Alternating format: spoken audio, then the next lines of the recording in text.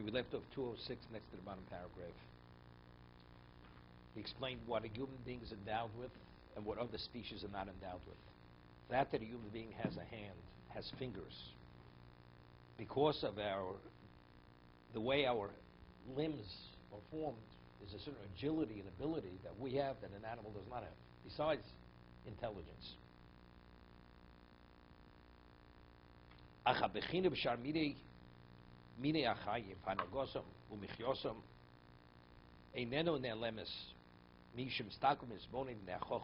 He says, however, he says the study of other living species and their behavior and their sustenance, he says, is not ignored by anyone who observes them, and reflects on the wisdom, he says, discerned within them. It's interesting. You know, an animal has 4 stomachs. But which animal has 4 stomachs? Only an animal which lives on grass. Because to be able to process and digest it, it has to go through the various levels. Each stomach has a different function. It was known, people in the concentration camp, they ate grass. Firstly, they died from it. And the level of agony, the pain that they had no choice. They had to eat it, because even though it was just very temporary, many people did survive. But the level of pain that they had, because the body, it can't. The human digestive system cannot digest it. But the cow or kosher species, which have 4 stomachs, they actually, each stomach has that. It's a whole different idea. The Gemara says in Shabbos that regarding cats, what do people have cats in their rooms? Of course, cats eat snakes. We're talking about poisonous snakes. A human being any animal which is bitten by a snake, the venom kills that creature. But what about if a person ingests venom? If a human being ingests the venom, or any other species ingests venom of a snake, you will die. A cat has certain enzymes in its system that when it ingests the venom, the enzymes break down the venom and neutralize the venom. It's not affected by it. So more Shabbos. That's why people had cats. The cats would be in the house to eat the snakes. It's unbelievable, right? The reason, what do you think there's such a out of control cats in Israel? The British, when they took over Palestine, there was a rodent problem. So they brought cats from England and to control the rodents. That's why they brought the cats over. Okay?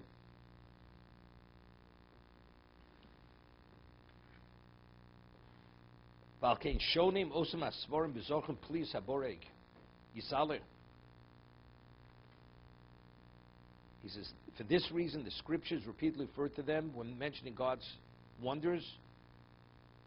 As the Creator said to Eov, the Gemara tells us in Eruvin, the most cruel bird, even to its own young, is the raven. The raven is cruel. It does not feed its own young. Why? Because a raven's black. When its young are born, the plumage of the offspring are white. Doesn't recognize its children. It's only after it takes a few days to grow the plumage does it turn black. But until then, the raven is cruel. Does not feed its own young. So HaKadosh Baruch Hu has to provide that in the waist of the raven, the tiny little insects, when the mother has the droppings, the young actually they pick like worms out of the droppings. Otherwise, the young couldn't survive because the mother would not provide for it. And once they turn black, then the mother, because then it identifies with the bird. It identifies with its young. The young of the raven, they cry out to Hashem. David Mel says, God provides the sustenance for the animal and for the children of the raven who call out to him. The Gemara says, if if you want, Shlomo says in Mishlei, if you want to learn zeal, who do you learn zeal from? From the ant. Leichel and otzel. If you want to learn, the Gemara says, if you want to learn modesty, tznius, from the cat. Each species is created, Hashem created, that man is able to draw on lessons, behavioral lessons, how you have to conduct yourself. Oh, there's some going counter turn, going back to the source. I see you went to a Asia Torah seminar. Okay, not bad. Okay. Okay.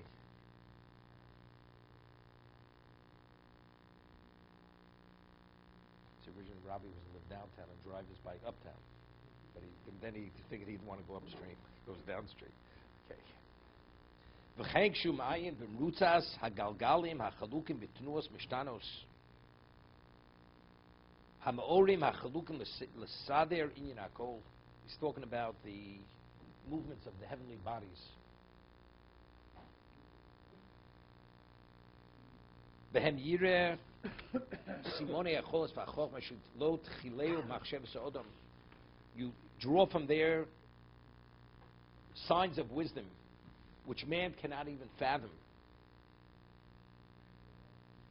V'yileh l'saper b'loshon, and one becomes weary. There's so much to be drawn and to be learned there. You can't even transmit it.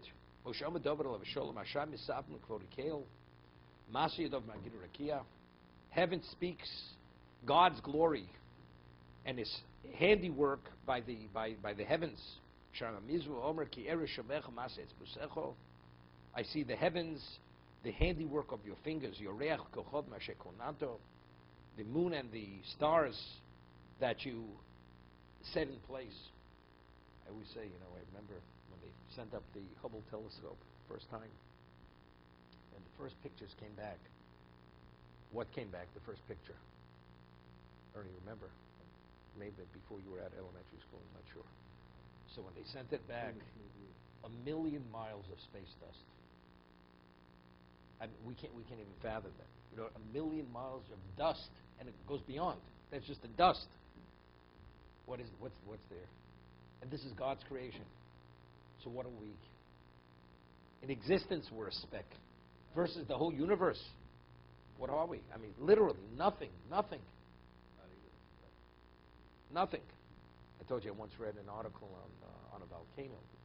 It was a photographer from National Geographic. He walked around the perimeter of a volcano right before the eruption. Not even talking about the lava and the gases that are emitted by the volcano right before it erupts. The gases are poisonous. And he was, with all his, whatever he was wearing, to protect him and the intensity of the heat, he was nearly, literally incinerated by it. And for the sake of getting the photographs of what it was before it was about to erupt, he was willing to put his life on the line. To me, what's a volcano versus all existence? What are the oceans? What's a tsunami? What's a tidal wave? What's the force? What's the power of nature? Can't relate to any of this. What's an earthquake? What's just a slight movement? What is it? Nothing means anything. Right? What you're able to draw to see God's ability. If you say the Kel Odom on Shabbos, and you speak about how they praise Hashem, we're talking about the luminaries, the sun, the moon, everything else. You set up the various, what's it called, right? It has to have on the outside special tiles, otherwise it would melt by the sun to reflect the sun. Without it, because it's within a certain proximity, even though it's still millions of miles away, it doesn't make a difference. And the sun sings Hashem's praises, and the moon sings. So you think about it. If they're giving the shvach, so what kind of praise should we give? It's like, it's mind-boggling. If you really focus on it, it's something which is overwhelmingly moving. To be continued.